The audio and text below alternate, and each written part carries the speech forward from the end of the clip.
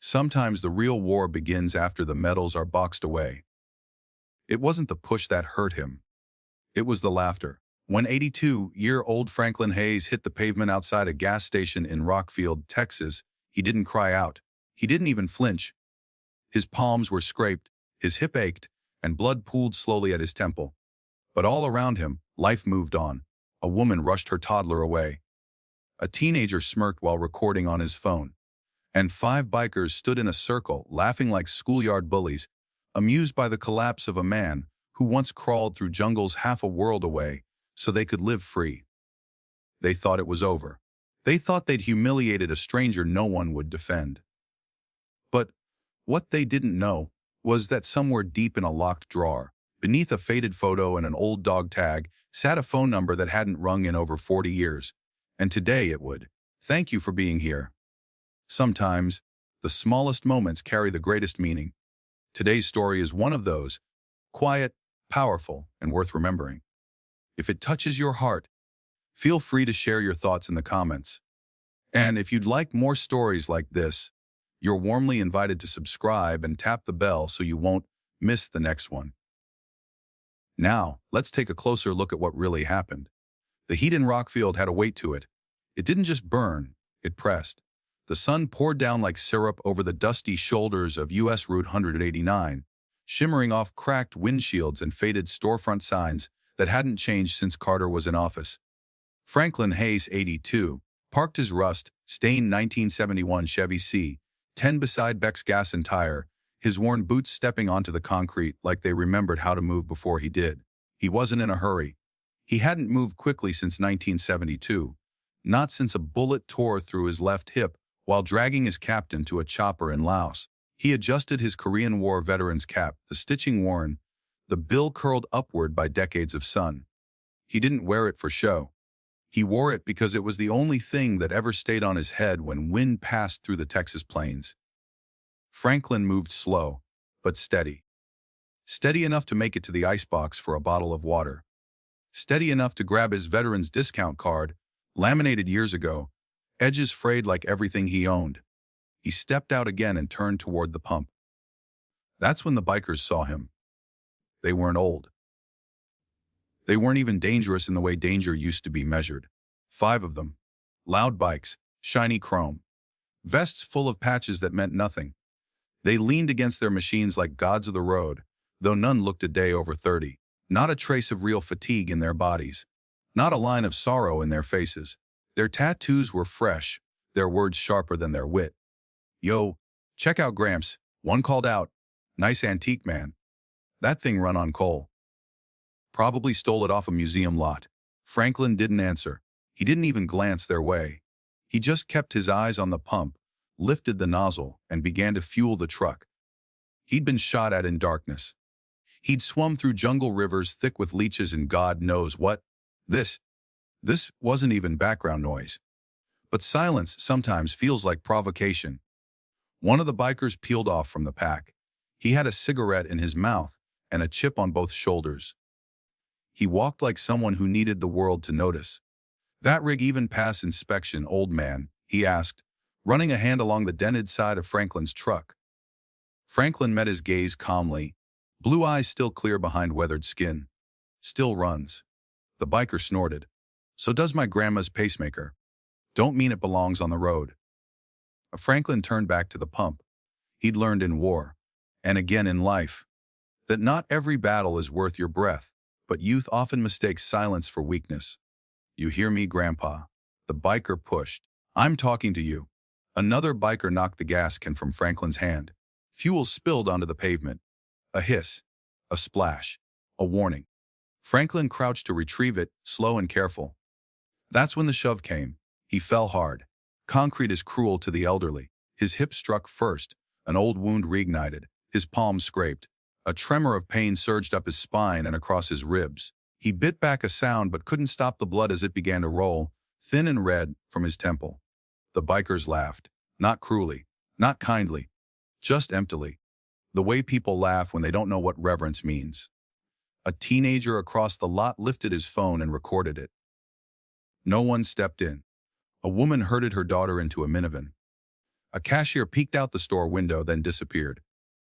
Franklin lay still for a moment, not because he couldn't rise, but because he needed a second to absorb the truth. This was the America he'd bled for, and now it looked away. He rose slowly. Dignity like armor. He said nothing. Got back into his truck, started the ignition. His eyes never left the rearview mirror, but not in anger. In quiet, unflinching resolve. The bikers, confused by his silence, didn't pursue him. They let him go.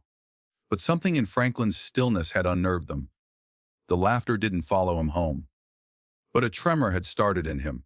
Not from pain, from something far older, from a promise unbroken. He didn't drive to the hospital, he didn't go home. He pulled into Macklin's auto, a garage off Main, hoping to get the Chevy's clunking engine diagnosed. The receptionist, a young man in a grease-stained T-shirt, barely looked up. "Truck's old," the boy muttered after a glance. "Ain't worth fixing. Parts like that don't exist anymore." Franklin nodded once. He didn't argue. He just turned the key again, shifted into drive and rolled away, past the flagpole, the war memorial, and the grocery store where the cashier always called him "Sir," without knowing why. In the center of Rockfield sat a park, one oak tree, one splintered bench, and one man, now nursing a head wound, bruised ribs, and a heart heavier than all his medals combined. Franklin sat beneath the tree. He took out a handkerchief, dabbed at the cut above his brow, and let the pain settle. A boy nearby looked over, lemonade in hand. He started to walk forward, but his mother pulled him back, whispered something sharp in his ear, and shook her head. The boy hesitated, then turned away. Franklin closed his eyes. His fingers reached into the pocket of his flannel shirt. Out came a folded photograph. 8 men in jungle fatigues, arms slung over each other's shoulders. On the back, one line, "Whiskey Team, the ones who came back," and behind that photo a card yellowed, creased. "Emergency only, Whiskey Team 1972. And a phone number. He had never used it. Not for war, not for grief, not even after losing his wife to cancer and his son to a car wreck. But today felt different. He took out his old flip phone, fingers trembling not from age but from a pain that felt spiritual. He dialed. Once, twice, 3 rings. Then, verification code? "Please," he froze. But the code came back to him like muscle memory. "Whiskey 72 Delta. Sergeant Major Franklin Hayes." A pause, then a voice of steel. "Stand by for confirmation. Sergeant Major Hayes, what's your situation?" Franklin exhaled. "I need the team." No questions asked, just 3 words in return. Words that struck like a drumbeat in the bones of a brotherhood long thought dormant. "Help is coming." The call went out at 1600 hours. Across 3 states, in homes, garages, cabins, and offices, the same words repeated across secure lines. "Whiskey Team emergency activation. Sergeant Major Hayes has made contact." In a brick house in Augusta, Georgia, Colonel Marcus Harrington, 77, stood up from his recliner, stiff joints popping like old branches. He reached for a cabinet no one but him had opened in decades. Inside lay a perfectly folded black T-shirt, embroidered with the Special Forces insignia. In York, Pennsylvania, Master Sergeant David Razor Reeves excused himself from dinner with his grandchildren. "Just an old friend needing help," he said quietly, before unlocking a metal footlocker beneath the bed. Dust rose like memory. In Roanoke, Virginia, Captain Michael Jenkins dropped a fly rod mid-cast into Lake Bellamore and simply walked off the dock without a word. His friends watched him go, confused, but said nothing. There was something unexplainable in his silence. And in Baltimore, Dr. Thomas Wilson, once the medic of the team, closed his clinic early, citing a family emergency. To his receptionist, he didn't mention the black bag in his trunk, pre-packed since the late 90s. They moved, quiet, purposeful. Decades older, but still lethal. They didn't hesitate, didn't ask, "What happened?" They heard, "Franklin Hayes," and that was all they needed. Meanwhile, back in Rockfield, the summer evening settled into a golden hush. Franklin sat still on that old park bench, blood dried on his temple, memories stirring with every distant footstep. He didn't flinch when the bikers returned, now revving their engines, circling the edge of the park like dogs testing a fence line. One even performed a wheelie near the playground. Mothers scattered. Children shrieked. Still, Franklin didn't move. He didn't need to, Because they were coming. 48 minutes after the call, the first black SUV pulled into the park. Government plates. A discreet Special Forces insignia, windows tinted pitch. It stopped at the south entrance, silent, engine low. 3 minutes later, a second arrived, opposite direction. Then a third, a fourth. A fifth. They formed a perfect containment ring, cutting off exits, forming what veterans called a soft box. The bikers noticed. One laughed. Cops. They gonna ticket us. Then the doors opened, all at once. What stepped out wasn't police. They didn't wear uniforms. They didn't need to. Each man moved with a quiet synchronization that only came from years spent operating in the dark, beyond headlines, beyond thanks. They weren't young anymore, but they were built like stone walls. Gray hair, weathered hands, black shirts with a subtle dagger, an arrow patch over the heart. Not one of them said a word. They didn't need to. Their mere presence pulled gravity tighter around the park. Colonel Harrington reached Franklin first. He didn't speak right away. He dropped to one knee, not out of weakness but respect. "Sergeant Major Hayes," he said clearly, his voice carrying like a slow drumbeat across the still park. "Whiskey team reporting as requested." But Franklin didn't smile. But his eyes watered, just enough. "You didn't all have to come." David Reeves stepped forward, resting a hand on Franklin's shoulder. "All of us or none of us." That was the rule. Thomas Wilson, the medic, began checking Franklin's head wound, professionally quiet. Captain Jenkins scanned the perimeter, watching the bikers now frozen mid-posture. "Who did this?" Wilson asked, gently cleaning dried blood with a gauze pad. Franklin nodded once toward the group of bikers. And that's when the temperature changed. Colonel Harrington turned slowly to face the men who had laughed at an old man bleeding on hot pavement. He didn't bark. He didn't growl. He simply walked until he was close enough for the lead biker to see the combat scar, running from his right temple to his jaw.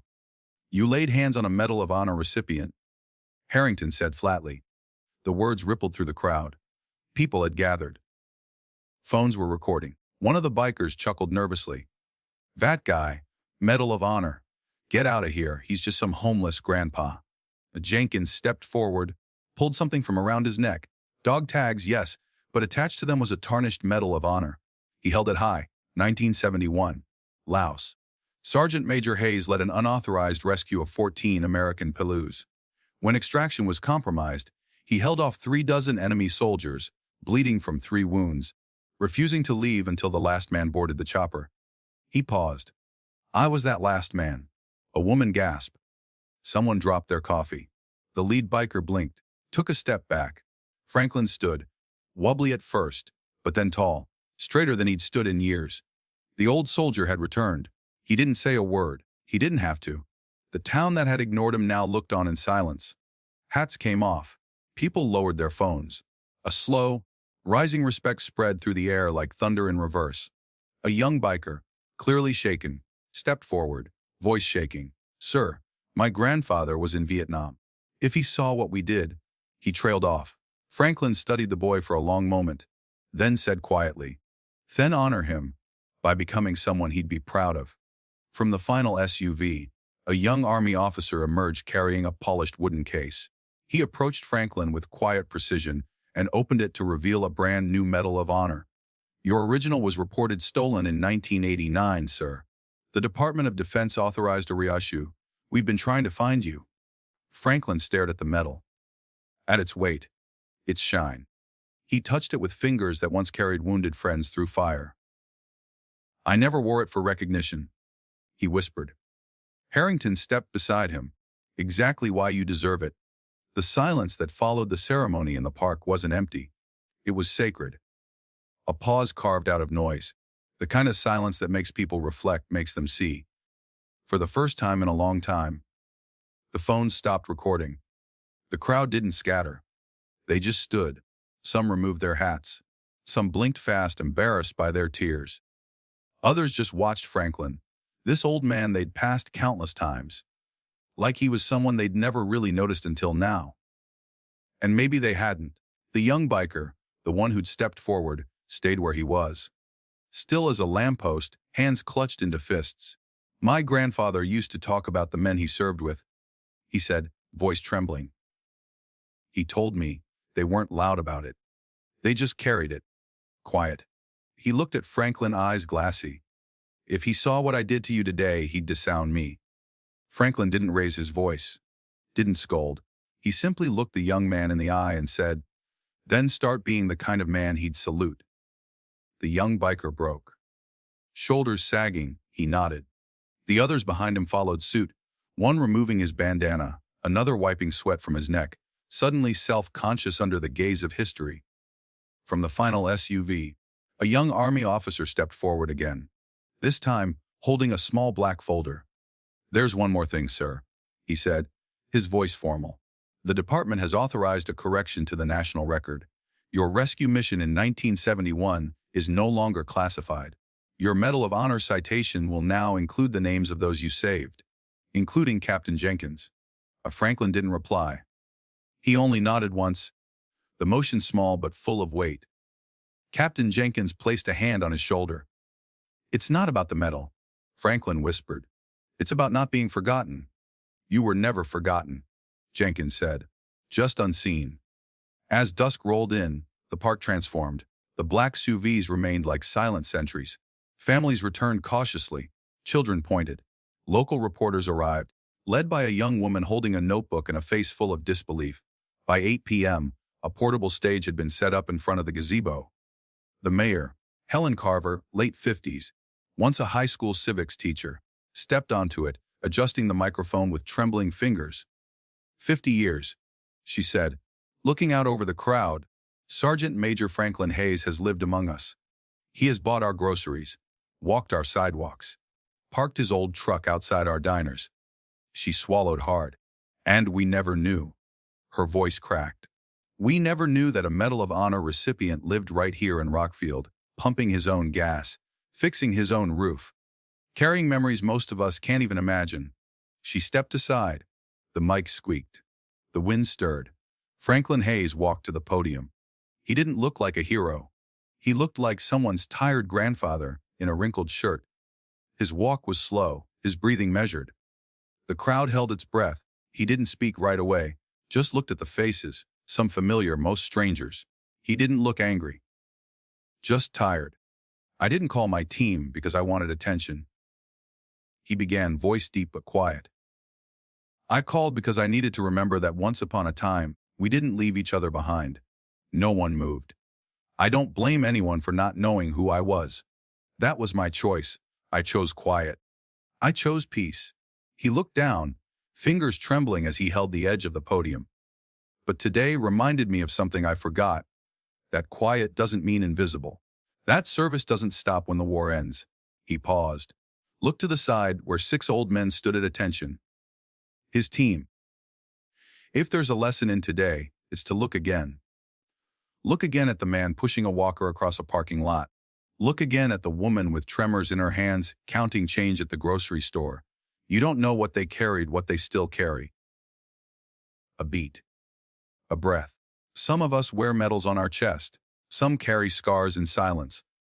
But both deserve to be seen. As he stepped down, the applause didn't start right away. It rose, like thunder rolling across the plains. First soft, then swelling into a standing ovation. But the sound that cut through it was small. A child's footsteps. A boy, maybe 7, broke away from his mother's grasp, his lemonade cup now gone, replaced by a handful of wildflowers picked hastily from a park garden bed. He walked toward Franklin, shoes slapping the concrete, tears in his eyes, but smiling. My dad's a soldier too, he said simply, handing the bouquet over. He says real heroes don't always wear uniforms. Franklin took the flowers as gently as one might lift a baby bird. Your dad's right, he said. The bravest people I knew wore their courage on the inside. Later that night, back at the small community church, the town held an impromptu gathering. It wasn't a fundraiser. It wasn't a political event. It was a moment of remembrance. Photos of Whiskey Team projected onto a white wall. A slow slideshow of the jungles they fought through, the helicopters they hung from, the brothers they buried. Franklin sat in the front pew. He didn't want the spotlight, but he stayed because the moment wasn't just about him. It was about them. about every man who came home to nothing, every woman who served and returned to silence, every soldier who quietly fought their way back into civilian life and faded behind a grocery cart or a pawnshop counter. Just before the event ended, the mayor stood once more. "We've created a Veterans Honor Committee tonight," she announced, "and we've unanimously agreed to raise a permanent monument right here in Oakview Park, dedicated not just to Sergeant Major Hayes, but to all who served and returned without fanfare." She paused. "The proposed inscription is simple: honor never fades. Respect those who served." The crowd nodded. For once, a town had remembered to look up. Outside the church, as the crowd trickled out into the evening air, the group of bikers stood waiting. They approached slowly, heads lowered. The leader, now without his leather vest, held out his hand. "Sir," he said, "what we did was unforgivable. But if there's any way we can make it right." Franklin eyed him, said nothing at first. The man continued. "We've talked. Our club, we'd like to offer free escort services for military funerals, veterans parades, and memorial rides. No charge, no publicity, just respect." Franklin nodded once. "Then start tomorrow." Later that night, back at Franklin's modest home, the old Chevy truck sat in the driveway. But something had changed. 3 local mechanics, each of them veterans or sons of veterans, had already promised to restore it free of charge. They'd called it a matter of honor. And taped to the back bumper now was a fresh new sticker, "PRO Veteran Neni VR Furrow 10. It was small, understated, but no longer hidden. The night air in Rockfield smelled of cut grass and rain that hadn't come yet. Franklin Hayes stood alone in his driveway, the porch light flickering weakly above him. He held a small envelope in his hand, one of many notes and cards pressed into his palms during the ceremony. But this one had no return address. He opened it. Inside was a single sentence, written in pencil. "You made me look at my father differently tonight." No name. No flourish. Just that. Franklin folded the note carefully and tucked it into the breast pocket of his flannel shirt, right next to his heart. That's where the real medals were kept now. He didn't sleep much that night. Most men his age didn't. The body forgets how. The mind refuses to. Instead, he sat at his kitchen table, a single lamp lighting the room, and laid out the items he'd carried all these years: the black and white photograph of Whiskey Team, the yellowed emergency contact card, the dog tags, a folded piece of paper with the words, "We were the lucky ones," scrawled in faded ink. He placed the new Medal of Honor next to them, but slightly apart. Not out of pride. Out of memory. "It never felt like mine," he whispered. "It always felt like theirs." He meant the men who didn't come home. At sunrise, Franklin returned to Oakview Park. Alone. The town was still asleep. The birds had just begun their morning debates. And, beneath the oak tree, on the same wooden bench, he sat with a quiet ache in his hip and a stillness in his breath. He wasn't waiting for anyone this time. He just needed to sit with the memory of it all. Then came the sound. Footsteps, slow, familiar. Colonel Harrington, no uniform, no medals. Just an old friend with a thermos of black coffee and 2 paper cups. "Thought you might need company," he said. Franklin didn't speak, just nodded. They sat in silence. 2 men, 80 years old, bones aching, eyes still sharp, a shared grief wrapped in unspoken words. "It's strange," Franklin finally said. "All these years I thought I was invisible. Turns out I was just hard to look at." Harrington didn't correct him. He just sipped his coffee, then finally said, "You weren't invisible. You were a mirror. And sometimes people don't want to see what courage really costs." Franklin turned to him. "Is that why we all hid after the war?" "Some of us," Harrington replied. "Others stayed loud. But most of us, we just wanted quiet." They watched the sunrise together, golden light stretching over the grass. Later that week, construction began at the park. A team of local volunteers, including some of the bikers, began laying the foundation for the monument. There were no contractors, no reporters, just people with shovels and sweat. And by the end of that month, a polished granite slab stood beneath the oak tree. The inscription read, "Ich honor Fais. Respetiti osi macho sarvadi." Beneath that, in smaller lettering, "In memory of those who came home quietly." Franklin didn't attend the unveiling. He watched from a distance, sitting in his truck with the windows down, letting the moment belong to others. It wasn't about him. It never had been. But he did smile when he saw the little boy from the lemonade stand place a small American flag at the base of the monument, alongside the same bouquet of wildflowers, this time tied with a ribbon. And next to him stood the boy's mother, no longer pulling him away, just watching with eyes full of something she hadn't known how to express before. That evening, before sunset, Franklin made one final visit. He drove past the gas station where it all began. The manager, now aware of the national story, stepped out and offered a quiet salute as Franklin passed. He didn't return it, not out of rudeness, just peace. Then he stopped by Macklin's auto. The young mechanic who once turned him away came out red-faced. "Sir, I didn't know." "No, you do," Franklin replied. "I'd like to work on your truck. No charge." Whole shop agreed. Franklin nodded. "Then let's start with the brakes." They both smiled. That night, Franklin affixed one last sticker to the rear window of his newly restored truck. It didn't say hero. It didn't say veteran. It said SEN. Just that. One word, but enough. Not all heroes return home to parades. Some come back to silence. Some walk through grocery aisles unnoticed, their medals tucked in drawers, their stories locked in memories they no longer speak aloud. But dignity isn't loud, and courage rarely introduces itself. Franklin Hayes didn't need a crowd to become a hero. He just needed to be seen. In a world that moves faster every day, where we swipe past strangers and scroll past suffering, maybe it's time we pause and look again. Look at the man carrying his groceries alone. Look at the woman staring at a folded flag on her mantle. Look at the veteran sitting quietly in the park, hands trembling from wounds you cannot see. They didn't ask to be noticed. But we must choose to notice. Because true respect isn't a holiday. It's a habit. And the quietest lives often carry the loudest truths. So the next time you pass someone who seems invisible, stop. Offer your eyes. Offer your kindness.